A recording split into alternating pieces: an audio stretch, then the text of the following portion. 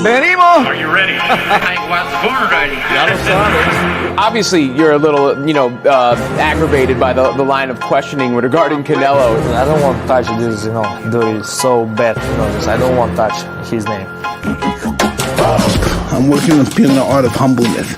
Can you be with me? That's the reason why I'm crying, because I'm not that person no more. And I miss him.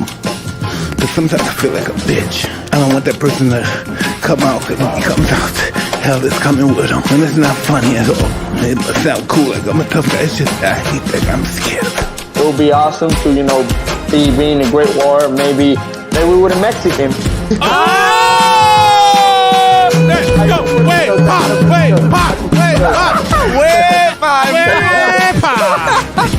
I have to put the joke. No, hey, thank you for playing, man. I appreciate Good you. timing, man. Can't put predictions, man, but I definitely don't want to leave it to the judges.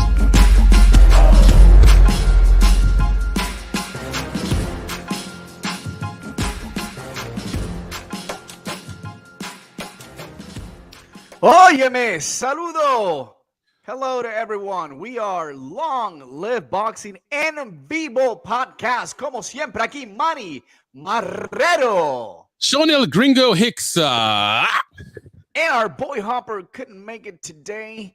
We want to salute him, salute his family, and the little girl que va a tener un quinceañero este sábado. So you guys know, if you've been through a quinceañero before, you know that it's no joke. So he sends a lot of love to everyone, and but we got our boy Sean here, El Gringo, and Manny EnVivo, siempre en vivo. We're gonna cover a couple of things that we missed actually last week. We had to move the show out to today, Thursday, and of course we're gonna cover what's happening this coming up weekend. Great card, New York, Puerto Rico, Boricua EnVivo activo. This is gonna be great, because Sean is gonna become like a huge mega, in a couple of years, like when these guys are gonna fight together again, which we'll talk more about it. So I'm starting to building up that hype, and of course there's some kind of few sad news around the around the sport that definitely we are gonna give you our perspective. What think about that? Yeah, absolutely, man. Thank you for those that are tuning in. Appreciate the love, the shout out, and yes, much love to our brother Hopper during this busy and exciting week. But also another week of boxing as the boxing world turns good, bad, and ugly. We want to share with you and those that are listening on the podcast version. We appreciate you. And those appreciate you always. Already seen some comments in there, man. Much love to In the Ring with Christine. She says, my brother, shout out to you. HLD. And Puerto Rican rum every week, brother. Woo! Much love, man. And Chicano Prophets, Chile, HCP in the house. Salute to the Long Live Boxing crew. Appreciate you, sir. So let's get right to it, man. It's a big boxing week, and I'll go ahead and say it to my brother and to the world.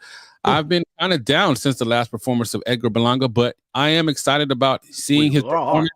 I'm anxious, and I think it's got a card with some exciting young talent on there. And I'm ready to talk about it. And Manny, what's your thoughts about going into the card? Because, there's no secret that it was disappointing the last time Berlanga came out on one of my favorite cards from last year on the, Fury Wilder 3 card. And it was on the prelim he came out.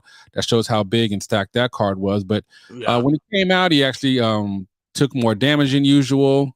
He went deep, and he actually got dropped within the fight. And he had some moments where he just looked overwhelmed and confused, and really had some questionable moments just overall as far as his tactics, and he just didn't look good, bottom line. So what's your thoughts on going into this fight now, and how do you feel about Berlanga going forward, and just kind of what him and Coach Rozier have planned, and where are you at? I mean, first of all, if you guys been following him or following a lot of stuff pertaining to boxing, you've noticed that he had commented that I feel great. My bicep feels really good. For those you don't know or didn't remember, in the last fight, Edgar Berlanga fought Marcelo Esteban Cáceres, and he had suffered apparently a torn bicep. But not only he tore his bicep, he also suffered his first knockdown, and it was a lot of emotions, not only for their fans, but his fans, but also for himself. And we did see him kind of throw a little tantrum. I think it was more to the fact that he knew he opened himself, he made some mistakes. And guess what? I'm already down here. Let me try to figure out and push and pump myself up to get out of this canvas and being able to finish this fight. As we know, Gringo, people have been dying to see Berlanga fight at the next level. I think he did a fantastic job within his first, first 15 fights, 16 fights in where he had a knockout on the first round. People were hoping that that streak will continue, but guess what? You started to add more people, better opposition, and that was the case with Damon Nichols. And we were there, a great card in Orlando, Florida. Pretty much, 8 Puerto Ricans fighting, and which, by the way, this card's gonna got what 4 Puerto Ricans fight, maybe 5. I think the first one is also a Puerto Rican, but he's fighting against a really good opponent. I mean, a really good prospect and undefeated 4-0. But anyway, and so people are looking that opportunity to continue to see Berlanga. A lot of people have jumped off the wagon. Some people might jumped on. People are still rooting and cheering about him. But I think right now, level of maturity looks to be a lot better than it was before. I think he's learned, and I think now in this case, after the Cáceres fight, now he fights a very, if you want to call it, a much better opponent. When it comes to resume, he's got a little bit better resume. I think Gennady Golovkin is one of the fighters who he fought, back in June 2019. He did suffer a 4th round knockout, but he has fought also, Keandre Leatherwood. That was a very tough fight. Don't remember if you guys seen it. He did win convincingly, but people were really looking at that particular time. He was undefeated, 19-0, and people wanted to see a little bit more until he met Gennady Golovkin. Had 2 fights back-to-back, decent knockouts. He's demonstrating that he does have some kind of power, in which this is where the fans are starting to not question, but see. Let me see how Berlanga can really, see how he takes some of these punches against a stronger, stronger fighter. And that is the case in Steve Rolls.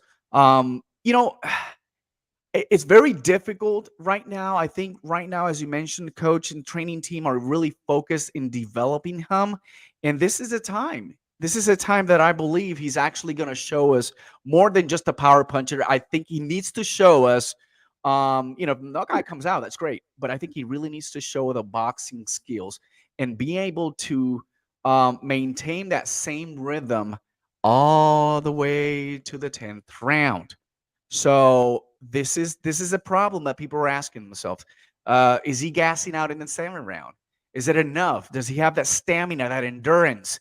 One of the things that I can say, maybe I'm wrong, and I'm just judging what I see from social media, which I don't believe everything in social media, but I tend to, it's the only kind of sort of media that we have, but I don't see him doing any physical running activity, cardio. He may have been doing so, but that's the problem that a lot of Puerto Rican fans, when it comes to boxing, they talk about a lot behind the scenes.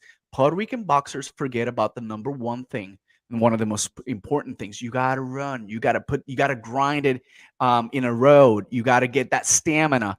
And so is that something that they worked throughout this training camp? Was he limited? So there's a lot of questions that come into my mind, but honestly, I'm ready to see Berlanga shine, and I am ready to see him knocking out Steve Rolls. I think if he's able to knock him out convincingly, I think that his stock is going to start rising. And he's going to probably start in the public eye like he was when he fought, he's undefeated knockouts in the first round. All right, brother, man, appreciate that, man. Good input, insight, and obviously I know you're deeply vested into it. Our brother HLD's got a great comment here. Shout out to you, brother. Berlanga is young and is unfortunately judged by his overhype. Yeah. He's not ready for the elite, at least a couple of years to develop much needed skills. I think that's a fair assessment. I feel based off his last performance, you could definitely take that away. And it does take a while to get to that elite level. I mean, when you're speaking elite level, it's a different, the air is different up there, right? When you're going up there for the belts. And he is 168, and they got a lot of tough champions up there, a lot of tough guys. I mean, obviously, Canelo has all the belts, but there's a lot of in competition Mira, out there. Hopper, we're talking about a chingón and you're not here, right? Ah, siempre el Canelo en la conversación, güey. Oh yeah, I can't believe I just let the hey, Viva! but that's the thing, I know I was hoping for more in regards to his performance, and that's the thing. Expectations lead to either more appreciation or less appreciation for what the person is doing. But I think people realize that there's potential there, but it's all about the work being put in, which we believe the work's being put in now, and then at the end of the day, can you perform and can you produce? And I believe that the team is in place where he can do that. It really is set up for Berlanga to be the man. And one thing that stood out to me more than anything, and you said a lot of great things from the time you went to Orlando last year at that great card that had featured 8 Puerto Rican prospects and Berlanga in the Navarrete fight versus Pitbull Pitufo Diaz. Pitufo. Yeah, so the thing that stood out to me was Berlanga was more sought after, revered. Even your own Pop, shout out to him, Papi Morero. Yeah. He's a huge. Ready to watch the fight this weekend. He wants to watch the fight right now. So obviously he's a big fan, but would you say, as far as like people that, hey, is that level of excitement still there? What would you say as far as people wanted to see this fight? What do you say? I mean, it's going to be in New York. I mean, there's got to be some hype there, right? It is. There's hype. There's hype. And then on top of that, masterminded Uncle Bob, call it like it is. Hate him and love him, but don't debate him because he knows business. And then he now bring the core, right? The youth of Puerto Rican boxing in Xander Sayas. And then he brings Moncho Henry, Moncho Legron, which is Capo Gonzalez's cousin. And he's also undefeated. And guess what? There's a kid out there who we know we've talked a few about him, but we've never elaborated. And that is, my friends, John Bausa. And this is a fight where, like, you'll have most of the attention from the undercard. It's going to come around John Bausa. His stock is rising, and he's getting more fan and more people following and see the real potential. The problem about it is in the chat they're commenting is they overhyped them too much, and now they're starting to compare them with our legends, and we can't be doing that, because you'll have the boxing fans and the gurus that will understand, and he's just really over the top fan, but then you have the ones who don't and then become over the top fans, and they're just blindfolded. And you have to understand that every fighter, first of all, lacks about something. The second thing is the opposition starts getting better and better and better and stronger as you start, rising in the ranks, and also being able to finally be in contention for a world title. And that would be my question to you, Sean. Do you feel Steve Rolls is that boxer who can actually keep that Berlanga stock rising rather than plunging, or just staying stagnant in where, like, people are still not believing because they were so brought up to this level and now they just knocked down? Well, also, excuse me, to your point, you got to think about that void. I mean, we've been saying for years now, as far as filling that void for that next champion, the Puerto Rican wave of talent. So when you fill that void, and, shout out to Top Rank, good, bad, or indifferent, they're big fans of that gimmick. I think one of the worst things that could have happened, Berlanga's clearly got some talent, but that whole streak, man, that Joe Tessitore was obsessed with, shout out to him and his obsessions, was not a good thing from the standpoint of that's all it was really about. It's almost like a sideshow and not about what he can be as a fighter, which is cool. Obviously, it drew eyes and attention in a positive way, but it quickly turned negative when the streak ended, and then the questions and the whispers, and then his performance after that, when he fought on that Fury Wilder 3 card. So there's definitely some anticipation on a lot of levels as far as what he's going to bring. Quick shout out to our brother, hardest working man in the social media game in boxing, Clarence McLean, man. No Duck Podcast. Shout out to you, brother. Another great comment from our brother, HLD. I believe Berlanga work ethic versus Vinder is night and day, and it shows I'm not trying to hype Xander. Hey, there's nothing wrong with that. And hey, I like to talk about Xander all the time. Let's go ahead and get into it. That's another name. You mentioned Bowser. People, getting some. I'm not trying to hype him up. But I mean, hey, the hype is definitely there. I mean, I am. I'm trying. I haven't started yet. let's try to hold back a little bit, but let's just go ahead and let loose, man. We're on the show, man. That's why people are here to see. Just give us your thoughts on Xander and how important is his performance. He's at 154. He's 19 now, full grown man. He's got the new look now, going GQ. The brother's ready to win and dominate. He's been talking about for years now, literally, about fighting and the feeling of fighting in Madison Square Garden. All fighters do, but you know, that Puerto Rican crowd. Just kind of what's your thoughts about Xander for this year? He was fighter of the year last year. He fought more times than Canelo. Not many people can say that. You know, he fought 7 times. I don't know if he's going to be as active. I've seen some of his interviews and he hasn't really touched on it as much, but I know he's being more assertive as far as the quality of opponents too. Kind of what's your thoughts on Xander?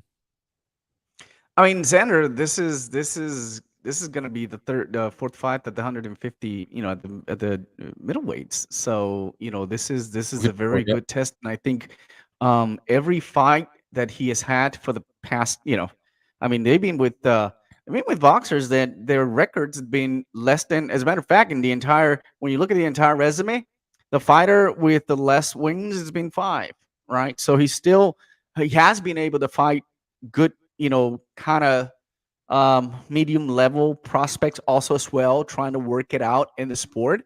But clearly, we've seen that he had dominated at 147, moved up to 154, and then now he is with another big, you know, tough opponent, and that's going to be in this case it's Quincy Levallas. It's a good fight. I mean, you know, Sander with his charisma, and we talked about this before, and his style and his aggressiveness. He's just such a good, humble kid. But when he gets the gloves on in the spotlight, you can see that you know, people will be screaming for Berlanga, but watch now. As by the way, Sander will be the co-main event. And he's gonna get people excited. He's gonna get, you know, people. They're probably gonna do like about 10 to 15-minute break before that, so people go to concession stands and come back. Knowing the Puerto Ricans, Latin people as well, and everyone that supports the boxing in New York, they kind of like that. But you know, that's the time that they're gonna start getting ready for that main event, and that's what Sander is gonna build up. And you know, I'm gonna actually see another knockout. It's not hyping him up. It's just he's training so good. I see him. He's very active in social medias. Javier Centeno. I mean, wow. What can you say? You know, Shoutout got a new location and looks fantastic. You know, now part of a world champion unification in George Camboso. That's bringing more excitement into the camp. And you know, he had talked about on social media that he wanted a fresh look. He wanted something different. He wanted maturity. And you guys did see, hair went away. He's more mature. He's more GQ.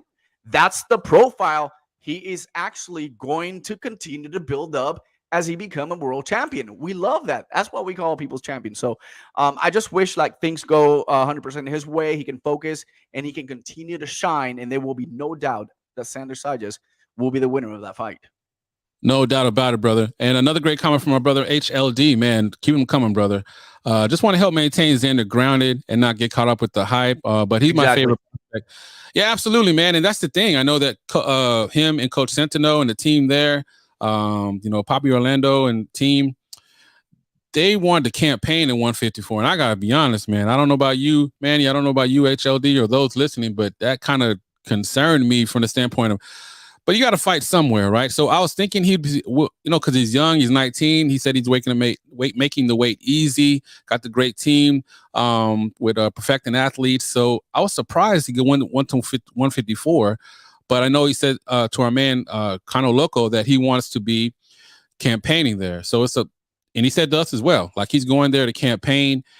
He's going there to make. So I'm expecting even tougher fights going forward. I'm thinking maybe he'll fight 3 or 4 times this year. We'll see. Speaking of the man, shout out, man. Yo, man.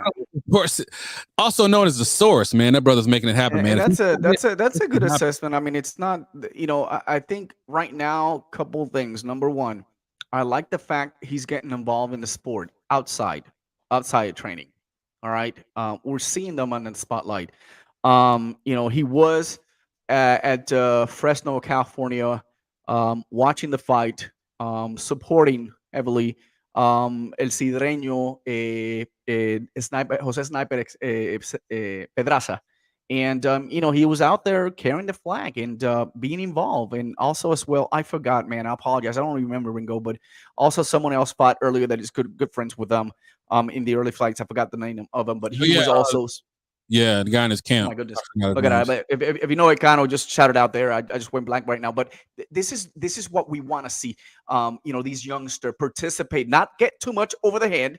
That's one of my concerns I have with Berlanga. Flashy chains and being in the outside and living the rich millionaire life. That's where you have to be concerned if you're a fan of someone. And I'm seeing that. And I'm hope that he could stay at that level. And I think Sanders has done that.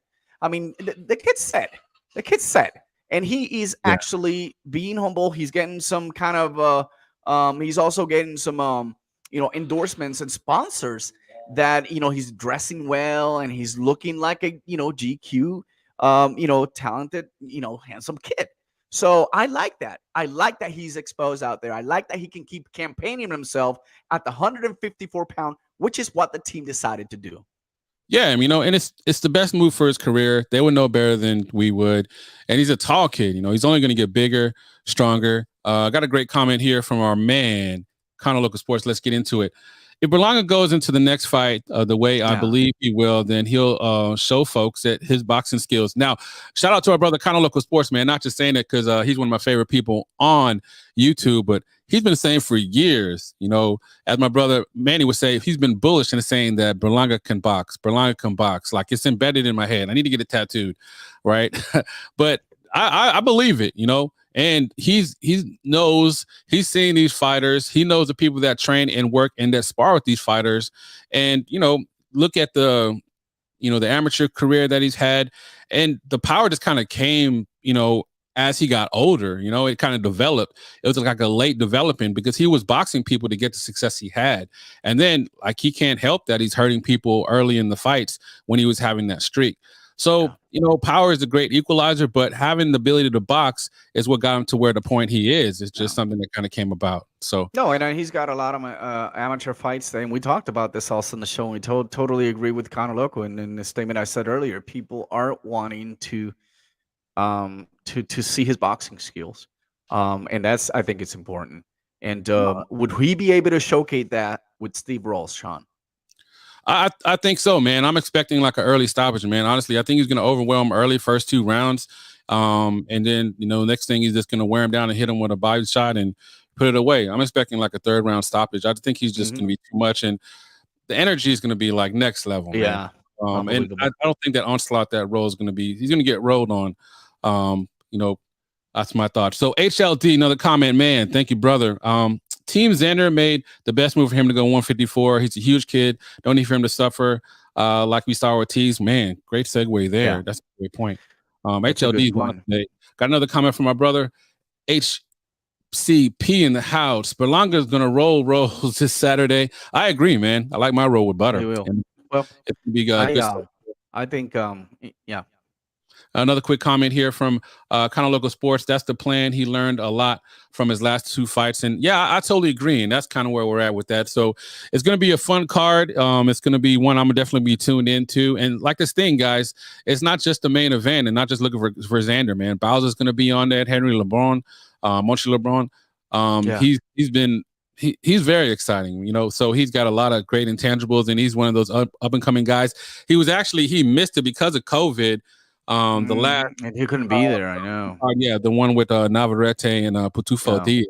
But another guy that actually missed the card that I was looking forward to watching, Keyshawn Davis.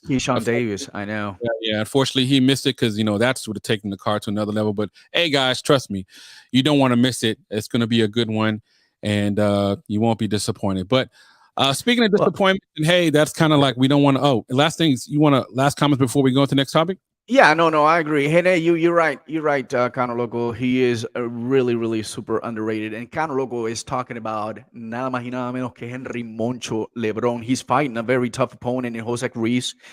He's got 3 and 3 fights. 5 of them have been losses with 3 draws. So that's a great opponent. Remember, he's in a very tough division. So But I think that definitely I totally agree with him. What I do wanted to say, and I'm going to be very big on my predictions right now, and the predictions I'm doing is because I want to see it. I when I would analyze them before that, I was completely opposite to this. But in the best case scenario right now, I got to tell you guys something. Number one, Sander Sayas will knock him out in the first round. Number two, all right, Edgar Berlanga will knock Steve Rolls in the first round. He will come back again. I was thinking second round, but I'm going to make a ball prediction right now. And the reason why is, no, I'm not trying to hype them up, but I want to see the focus on this man coming up, starting in the belt, and being able to do what he started to do in the first 16 fights of his career. Wiser and smarter. Berlanga, first round knockout. Boom! Man, what a perfect scenario that happens. I mean, I'm being bold in my predictions. Yeah, man, that guy's not holding back, man. Literally. Oh, yeah. Yeah. Logo says, have LeBron's tracksuit in my house, man, with the G emoji, because our man Canelo Loco Sports is a G. And speaking of G, we got some craziness going on in boxing as always, man. I'm speaking of G Funky, man. He's like me in this standpoint. I don't really like talking the business of boxing, but the business of boxing overflowed because you got us all excited, got us all ready for a fight we thought was going to happen, and it, for whatever reason, it didn't come to pass. Now, I'm going to let you know up front, I'm not going to start going deep into, Munguia's resume, Charlo's resume. I've already said on this channel several times that I would like to see them take bigger and more challenging fights. Now, they both, from what I understand, agreed in principle to the fight, and it didn't come to pass. So I want to kind of present it to my brother, what's his thoughts. But first, I want to listen to some quick clips, and then we'll go from there. First, we're going to hear from Steven Espinoza, Showtime president, and what his thoughts were on the situation. Then we'll hear the response from Oscar De La Hoya, and then we'll hear the response from my brother Manny. Well, let me ask you about Munguia, because it seemed as if then Charlo Munguia was going to happen. Do you think Munguia and his team wanted that fight? I have no doubt that Munguia wants a fight. First of all, I would never question the heart of a fighter, and certainly someone as accomplished as Munguia. But Munguia had a deal. He reached agreement. He had accepted the terms of the fight. So I have no doubt, he negotiated out, accepted it, said, okay, I'm willing to participate in this fight in these terms. So for us, his part was done. He accepted the fight. Things broke down over networks and Munguia's promoters request that we bring in another platform to collaborate with. We can get into some of the details on that, but the reality, it just didn't make sense. We tried to make some concessions, alternating, we get the fight and, Munguia's network can get the rematch. Ultimately, that never got anywhere. And, we weren't able to reach agreement. So we've got to move on and get. Okay. So that's the first part, as far as it didn't happen, didn't come to fruition. It seemed like it was so close. It was weird that they were negotiating so open in social media, and then, that doesn't really seem kind of like the MO of what they've done before. When I speak about, the PBC and Golden Boy, usually things are kind of done behind the scenes and then they're announced, but this was done differently. This was almost done like the NFL, so to speak. So let's go ahead and hear Golden Boy response from the man himself, Mr. Oscar De La Hoya. Manny's comments. Jaime Munguia versus Charlo. Look, listen, we want the fight, obviously. And Charlo's the champion. He gets the bigger cut. We all know that. That's common sense. Showtime, yes, you have the fight on Showtime pay-per-view, but I need the zone to participate. They built Jaime Munguia. That's only fair. It's business. More platforms, more pay-per-views, more money for the fighters. What's wrong with that? Okay, man, so many things to the process, but we're going to go ahead and go through it right now. And thanks for those that are tuning in live on YouTube, Facebook, and listening on the audio version of this show, Long Live Boxing EnVivo podcast, the HCP network. Manny, what's your thoughts, brother, after hearing all that? Because that was like a lot of mumbo jumbo. We ain't getting the fight. But seriously, taking it away from it, how does it make you feel? Just not this fight, but just kind of overall in general, as far as like the other side of the street and the stuff we don't like talking about, but it affects us as the fans. Like, what's your takeaway, brother? And what's your thoughts? Well, first of all, this is part of a message that the #1 pound from pound boxer, Saul Canelo Alvarez, mentioned These guys, they need to fight each other. I'm gonna be here. I'm just gonna take care of business, and then when I come back, I'm hoping to see someone. And there is no doubt that both of these guys have that in mind. And whether it's them or it's Benavidez, or there's quite a few of them right there. But a youngster like Jaime Mcgee and a controversial Charlo with a PVC, this is a fight that is a must. And I think both boxers do understand that. Now, I am letting myself understand from these two conversations that after the deal, and this is my understanding, guys, after the deal happened, they both signed. They had a disagreement in whether a network should be only one network rather than another network. Right. And business is business, and I hate to say it, but when things are already done, and the house fighter, the one who's been making the most money, the A side, the champion, he should be entitled to be represented by his house.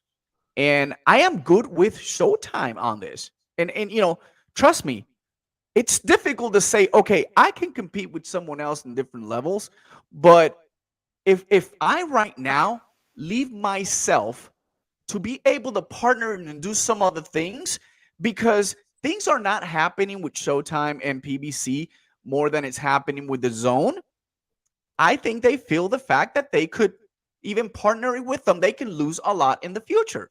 So that's business for them.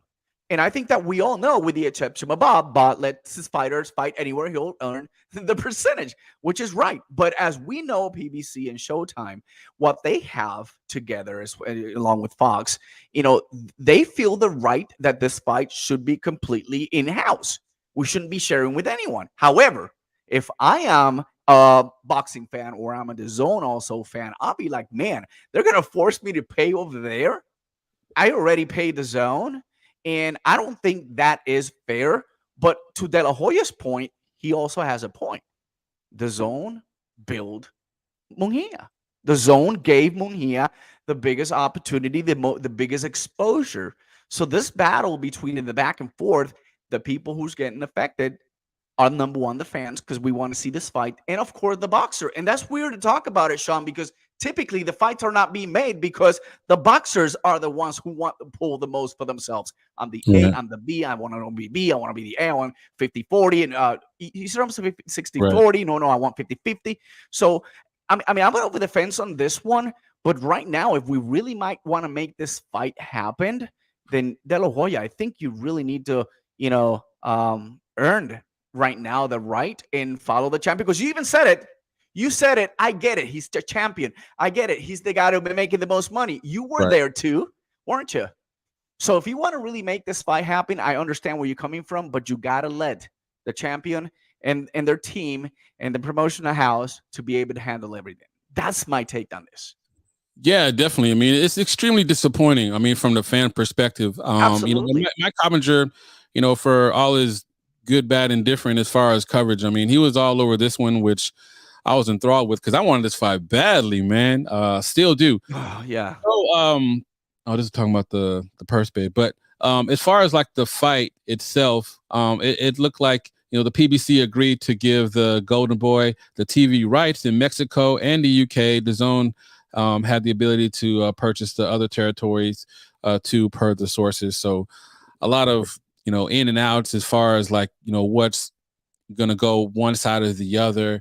I see a comment here from our man Remy as far as and hey, I have proof Mcgee sells more. Yeah, I don't doubt that. I can definitely see that. From the standpoint of he's got a big base that's growing. He's got fan friendly. He also has former world champion.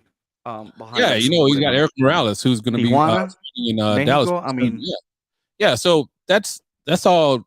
We're good with that. Yeah, definitely. And I as a fan am good with that. I'm just frustrated that we got so close to the finish line and almost, well, not almost. I wish they wouldn't have told us it got to that point, but maybe that was the thing, that they were confident it was going to happen because both of them wanted, both of them signed. Yeah, both of them as far as the fighters, and it goes to something, and shout out to my man D-Style that he said yesterday that what I want to really push for is the whole defend the O thing. Like, to me, it builds a profile of both fighters. Win or lose, it's going to be an entertaining fight. Correct. And I'm not going to say I'm some magical businessman, but I thought as far as the territories and how was that explained to how I understood it and processed it, it made sense. Even with Steven Espinoza, who I'm not a big fan of, when he even talked about, giving them the rematch. And that's another thing. What if Mcgee won? You know what I mean? So then the whole leverage would have totally shifted. That was the thing, because it was such an enthralling fight, that I was involved in things that I don't really want to know about as far as like the business side. And it left me just so empty. And it also showed the damage and when I'm talking about big picture of people as far as fighters, one of the most damaging things that was said, which I respect from Oscar De La Hoya, was saying how, look, the zone built him up.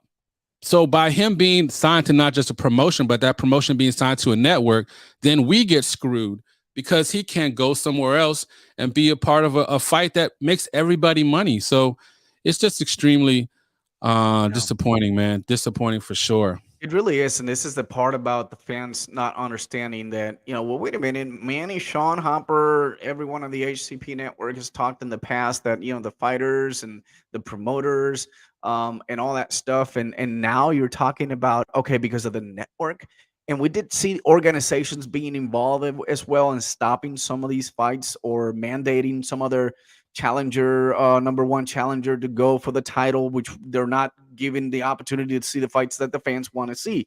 Here we have the networks right now being in the middle of it and not being able to really and I don't know how much would the boxer itself not be awesome that we'll have any of these guys. I doubted the Charlos, but hopefully someday we'll have any of them in our show. That'd be something very interesting to ask me, maybe in the future, or maybe if we'll have a boxer in the house, we'll ask a question. Is how do you feel if you guys want it, but there's just issues behind, and actually we did talk about the Lennox Lewis and Riddick Bowe when he actually declined and actually burned, basically threw the WBC belt in a trash can. He said he regrets not taking that fight because he could have demonstrated a lot. He would have knocked down Lennox Lewis at that time.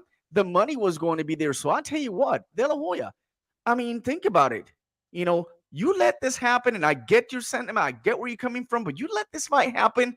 And when he had demonstrated he's the type of boxer that he's been brought up the right way, and then what people think he can potentially be in the future, he's opportunity right now. And then you have the power to negotiate, right? Because I'm sure there's a rematch clause. If Mujia wins, I'm sure probably the Charlo would want a rematch. But anyway, I think it's important that give the fans what they want and not let just certain things get out of the way, because business is business. We get that. We're tired of hearing business is business. Yeah, absolutely, man. And after I was already trying to get over the fact that it fell apart, it wasn't happen, because that's what boxing fans do. We get over disappointment. But then they came back with this new kick in the dick. They came back, they said, Jaime Mcgee has withdrawn from the WBC middleweight title eliminator with Carlos Adams that guarantees the title shot with Jamal Charlo. Purse bid was set for, and that was on Monday when they announced it, because the purse bid was supposed to be on Tuesday. Charlo Mcgee talks broke down over the weekend due to the U.S. broadcasting rights. So then I'm thinking, like, excuse me, it goes back to that show we had before. We think we have an opinion of Mcgee. We can see the talent. He's definitely going in the right direction, especially being with Eric Morales. Why not take? Now you're not even taking the eliminator. Like, what are you doing? What are you doing? Like, if you don't feel you're not ready for Charlo, which I have no idea why, but I'm talking about from the standpoint of his promotional team. Yeah. Why are you not taking the eliminator fight? Like, so what are we going to do right now? Are we going to a different weight class? I was blown away. Like, I was heartbroken after reading that, man. And obviously you guys know I do not like to read. All right. Well, So I mean, on the only plus side of this is that the fans are going to be able to enjoy Mungia because he's going to be on the zone. And guess what? Fans ain't going to pay, 50 to 80 bucks, which is probably going to be 80 HD. And they're going to end up paying a pay-per-view, which they're like, man, I had the money saved probably, or hopefully I would start saving. But this is where PBC also as well needs to sit back and let's get the happy medium. Because it's hurting their network. And let me tell you something. There used to be a network that was fantastic. We used to love it, and that was called HBO Boxing. And where are they right now? And Showtime, PBC, Fox. I don't know, man, but I tell you what, if you are definitely afraid of the zone, and that's why you want to push your competition away, sometimes it's better to have your enemies close to you, so that way you're sensing what's their next move. So you know what? I'm just a hardcore boxing fan, just gave my perspective. But you know what? That is food for thought. Yeah. So I'll just say as far as blame, I blame the process, because the process allowed there to be a side of the street. They allowed there to be a promoter aligned with a network that forced him, Golden Boy Promotions and Oscar De La Hoya it is a business. So I hate the process itself. Got love for the fighters. I mean, you guys can go back and forth as far as their records, but that's the thing. They were trying to improve their resumes by fighting one another, and it couldn't happen. And they wouldn't even allow an eliminator for Munguia, which makes me sick. Shout out to Remy, man. Make sure you follow him, man. He put his link in the chat. Remy. Yeah, Saludo, papa. HLD bringing it hard. Munguia needed to get on Oscar's neck and force him to make the fight, but he's silent, being a lackey to his handlers. And I've been there. I'm a lackey to my employer. You know what I mean? I got a lot of. I just wish I would know how would Eddie Hearn handle this. Would he make a big deal? I mean, would he let the fight happen and just take back the fact that I'm the zone, also as well? And then, because obviously Oscar's losing a lot. I mean, Oscar is basically on the verge of losing pretty much everyone. He's got Mungia, Virgil, who else? Ryan. I mean, Ryan Garcia, and then I foresee some of these guys leaving eventually. So that's pretty much it. So that's how I see it. I agree. Yeah, It's De La Hoya's not. By the way, I could see him, and shout out to you if you're recovering from all the madness and craziness. But he sounded pretty convincing, and so he's in a good state. I know he said he'd retire. Doesn't want to do anything with boxing again. I mean, he looks in great shape, but I think he was sidetracked for a little bit. And when I watched that video, I said to myself, "Well, at least he's delivering the message as a businessman." So if I'm a boxer and I'm with him, he's protecting his his money. So I get it. Yeah, it's unfortunately it's something we have to get, but I'm still holding out hope. I mean, that there's still a saving grace to the WBC, but I mean they made an eliminator, so they fucked us on that. They did an eliminator, so they're but, I mean, if they would have just made Munguia the mandatory, but I mean, never mind. I'm sorry, well, guys. They also made the fight, so they're gonna have to schedule a fight. I mean, they went to training camp, they did all kinds of stuff, so they want them to go out and fight, keep that rhythm. Especially Mungia. Mungia's been fighting a lot, and he's been fighting pretty tough fights. I mean, Rosado and that wasn't a joke. I like the direction that he was going into, but it is what it is, and we'll see. So got a good comment here from my brother, Puerto Rican Rum in the house. Much love, much respect. Honestly, the challenger should have to fight on the Champions Network, and I like Munguia, but the challenger should be fighting on the Champs Network. That's fair. That's fair. It happens in every major fight. In every major fight. Yeah, definitely. So that's what we got on that. Let me see if we got another comment real quick before I go on. All right. So, Punch Smollett, much love. Thanks for tuning in, brother. And again, everybody that's tuning in, man, much love to you all. All right. So we talk you guys support, guys. In the right weight class. Switching gears a little bit because we're getting ready to close out because the HCP roundtable is coming up on the HCP network. Woo, don't miss that, guys. These guys are awesome. Great stuff. So man, this is a tough pill to swallow, but it's something very serious we want to touch on before we get ready to close things out. So Mike Commager, who's been on a roll lately, Virgil Ortiz has been forced to withdraw from the March 19th fight with Michael Mixon. that was slated for the headline, the Golden Boy, the Zone card in LA. Mickelson could fight a replacement opponent on ESPN. Story coming soon. And they did find a replacement. It was a guy fighting out of Tijuana, a guy who hasn't fought in 4 years. Whoa. So they moved him. He's not even the main event no more. Actually, the main event is going to be Rocha and Blair Cobb, who's been in the news way too much for me. But that's for another time. But seriously, what I'm more concerned about is Virgil Ortiz and this disease. So can you talk to that a little bit about that, brother? This is very serious and a concerning thing as far as dehydration and weight nutrition and just kind of taking care of your body. So it was mentioned before, and I was concerned about Xander, going to 154. I believe it was HLD. I want to give the respect and props to the right person. But let's talk about it. What's your thoughts, man? Well, first of all, those of you who don't know, I think he did withdraw for a right reason. What he was diagnosed with is it's called rhabdomyolysis. And if you don't know what it is, it's the breakdown of the muscle tissue, and that releases damaged protein into the blood. That could be lethal. Okay, the muscle tissue, what happens to break down and results in release of a protein, which is called the myoglobin, and into the blood, and then the myoglobin can damage actually the kidney.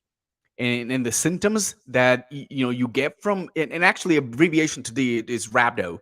The symptoms you get, include dark reddish urine, decrease of the amount of urine, and weakness, muscle ache. And I'm not sure if you guys have suffered from muscle aches. That's it's not fun, right? And early treatment with aggressive fluid replacement reduces the risk of kidney damage. But the reality is Virgil Ortiz is a young, talented boxer in where he dedicates and commit, and I think he overcommits. He's been fighting great top guys to try to prove himself that he belongs to the elite at the welterweights 147. He wants desperately, not because of the money, but because of the fact that he can beat the champions at the 147. Looking forward to get into Terence Crawford or even Errol Spence. And for that, he has been fighting tough opposition in where some of you fans, you see the fights, you're like, man, yeah, all right, he fought. Hey, he's looking good, right? But we don't see what this kid does behind the scenes, all right? And we're talking about from Samuel to Maurice to Cav Velasquez. These are very difficult fights, except with Cav Velasquez. What does he do the next day? Couple days after, he get back to training. He lives about 5 minutes from here. I see him all the time running. He focused, dedicate himself to the sport, hardcore training. Eventually, your body is going to suffer something that it's going to let you know, listen, I need to slow down. I need to rest. And the people who do that a lot is when they become a world champion. That's why they kind of struggle a little bit after on the first defense of their title, because they work so hard, they feel they're gonna pull out a little bit, so that way they're not damaging their body, not only the body, the heads. Guys, this is a hardcore training, and someone that is dedicated. And I think the body breakdown, I have no problems whatsoever pulling back from the fight. It doesn't matter if this fight has pretty much no meaning other than keep him active, or even if it's a fight for a world title. And I tell you what, if it was a world title fight, I think that he doesn't back out. But he has to, because this is going to really hurt his future. And you got to understand when you got to pull back and let your body heal and then come back stronger. I don't know if he's afraid, if he kind of holds, in the past, would hold back a little bit and slow down and take more time off. He would have think that he probably going to be difficult to make 147 pounds because he wants to stay there, right? But I think things happen for a reason, and I'm pretty glad that this happened so he can realize, I need rest. I need to pull out. I don't need to show anyone or keep fighting consistently to be at the elite level. He's still young enough, and I think he can definitely keep that self at that level just by really taking care of his body. No, man, it's definitely a serious situation, and it's definitely scary. He does work hard, he trains hard, and of course, as a fan, I was disappointed, but I'm also concerned about him just as a human being, and it's nothing to play around with. Got HLD Trust with me, a he's great the type of guy comment that he wouldn't back out. No, He's not doing it at all. because it's So like the you got, best thing to do, you know? yeah, you knew it was Saludito definitely Punch, Smollett. Un abrazo, mi hermano. absolutely. HLD, optimum peak performance, weight is not the same as weight cutting. Weight is actually the very opposite of extremely unhealthy. That's a great point, and that can go into another deeper comment that we'll get into maybe another time, another show. But weight cutting. But let's kind of get into it right now, though. As far as this aspect, is this also a red flag that maybe Virgil needs to go to 154? I mean, I think that's why he doesn't want to stop because it's having. I mean, we asked him one time, and he said no, he can make the weight, fine. But that was what at the Cobb Velasquez fight. Yeah, that was And a lot of things can happen, and maybe he could say no. I mean, it just depends what they tell you. But the reality is every fighter that it's our buddy there said, every fighter that it's actually meant to be in a higher division, but you can pull off to be in a lower division. Hey, I mean, we've seen it in Teofimo. I'm not saying that Teofimo make that an excuse, but now you guys understand that sometimes, hey, your body can't take that. You're not performing at the level you're used to, and it's because you're not, and I'm sure they're eating properly, they're hydrating, they're doing the things. I mean, they spend a lot of money in their nutrition. So that's not it. It's just the body just shuts down in a way that you have to give it what it wants. Rest. No, man, absolutely, man. And shout out to him. Let him get rest. Let him do the right things to get I have no where problem. he needs to be. He's too important just as a person. We love him. He's a great person. Love his family. Like they're real great. So we knew that wasn't an easy decision, and pray for them as far as the decisions they'll make preceding this, because they had a change of the trainer. There's a lot of different things that are moving in place. So maybe that's something that they'll look at as a possibility of going up in weight. But I just ultimately want what's best for them, the family, and we'll remain big supporters always and forever. Definitely, no doubt. So got a comment right here. Punch Smollett. There shouldn't be a 20-pound difference fight night as far as the rehydration. I've been saying that for years, brother. Definitely. Remy, he lost time to train, transitioning from camps. I mean, hey, that's true. I mean, that's what he said. And you add pressure, you feel the need to try to catch up, and then you want to disappoint your fans. You want to go there, and he's always challenged himself to be the best. And that's just kind of one of those things. So we'll see where it goes from here, and we'll definitely monitoring close and keeping up. My only concern is that Virgil is just too small for 154. I don't know, man. He was sparring with Castano, who could potentially win the whole thing. No doubt that he can. And he's bigger than him by a lot. So, and he's only 24? Well, no, Virgil's 23. Right?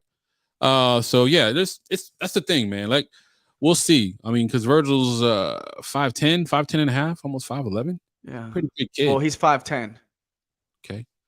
So there you have it. So final thoughts, brother. It's a big weekend for you. You got 4 Puerto Ricans doing their thing, man. 5. All of them. 5. My bad. Don't want to short change. I mean, we didn't talk about, and we got to give him respect. He is a boxer. He is actually opening up the undercard. So that is Luis Valentin. He's got 3 fights, 3 defeats, but he's going against an undefeated, young, talented prospect, Armani Almestica. He's 4-0. So hands tied up. That's the only one that I could see maybe a Puerto Rican losing on Saturday night. But you're absolutely right. We got a couple other fights coming up in there. I can't wait to see Cano Loco Sports boy Henry Moncho Lebron getting at it. Family out there too as well. I was supposed to be there. I backed out. But anyway, the positive thing is Sanders Aya beating a co-main event. That's so excited, so talented for you. The mom and family were just super excited traveling over there. And, man, Sanders, we love you, papi. Un abrazo. Dale todo por el todo, papá, representando siempre a lo que es tu patria y no importa lo que diga la gente. Él luce fenomenal. Un abrazo, papi Orlando, Mamayay. Y a su coach entrenador Javier Centeno.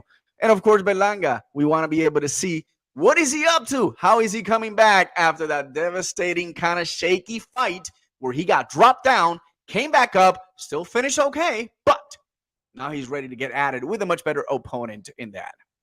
All right, well said. Great fun. Last thing, paz para Ukrainian, peace for Ukrainian. We love you. Love, peace, love. Absolutely, man. Got some quick comments we want to get to real quick before we pass it on, because we want you guys to go ahead and check to the HCP network and watch that round table, man. They're going to be bringing it out. HLD, serious weight cutting changes that needed to sanction cheating. We've seen several fighters past years suffer serious consequences, either in the ring or outside the ring, due to weight cutting abuse. Then got one out to you, brother. Punch Smuller, thanks for tuning in again. Does Manny consider Shakur Stevenson Rivera Boricua? Do you consider him Puerto Rican? Boricua. His biological dad, it is Boricua. So he's got Boricua blood. Whether he wasn't really raised in the Puerto Rican community environment, maybe not. But you know what? You'd be surprised, because you said before, I know a lot about Puerto Rico, and I got that Puerto Rican in me. But, you know, he lived in the States for the most of the time. So that I don't blame him, and I don't blame people for saying he's not Puerto Rican. He is. I believe he is. Eres Boricua, aunque nacieras en la luna, de padre Boricua, ya lo sabes. Absolutely, absolutely. So, there you have it. And also, that's going to be another show in the books. Just want to say thank you guys so much, man. It means so much when you guys are tuning in, checking us out, giving us support. And we do love the comments. Definitely keep supporting us. We got another show that we'll be doing. We hate that our brother isn't here, Hopper, but much love to him, his beautiful family. His daughter's having a quinceañera this weekend. And we're just so happy. La va a pasar en vivo, óyeme. Los 15 de la mija. Sorry, won't be there, but man, we'll be watching those pictures throughout social medias, and here everyone has missed you and love you, brother. I know you got your hands tied up right now. Absolutely, but like I said, they got another great show coming up, man. You can't miss it. It's the flagship show of HCP Network on Hispanic HCP Networks. Network, man. It's going to be doing big things. Roundtable tonight, great topics. You don't want to miss it. And if you miss it, you'll be feeling emotional. Damn it! Not worth it, man. You got to check it out. All right, man. Much love, man. We out.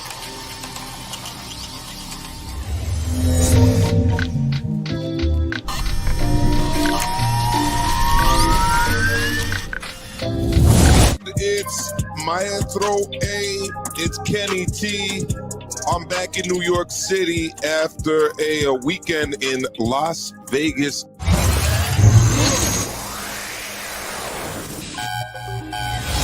When we got Power Punchers episode 2, episode dos.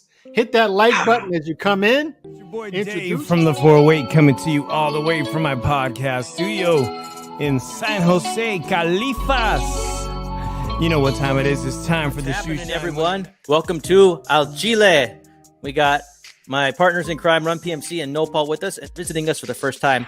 Al Chile means keeping it style real. Boxing. Thanks to those joining me live, those that be joining me here on Archive. I've been joined by the new co-host of ATP, Nancy, from the Boxing Republic. It's my birthday, and then obviously, Red says to me, these are my girls, you have to make sure you do the interview for them. I said, you know what, even though it's my birthday, we'll do it, no problem. Oh, you're amazing. So appreciate it. Thank you so much. All-Star panel, the round table, number 58. Really good weekend. Seguimos en vivo. We are live, ladies and gentlemen, como siempre, Mari Marrero. Sean El Gringo Hicksa.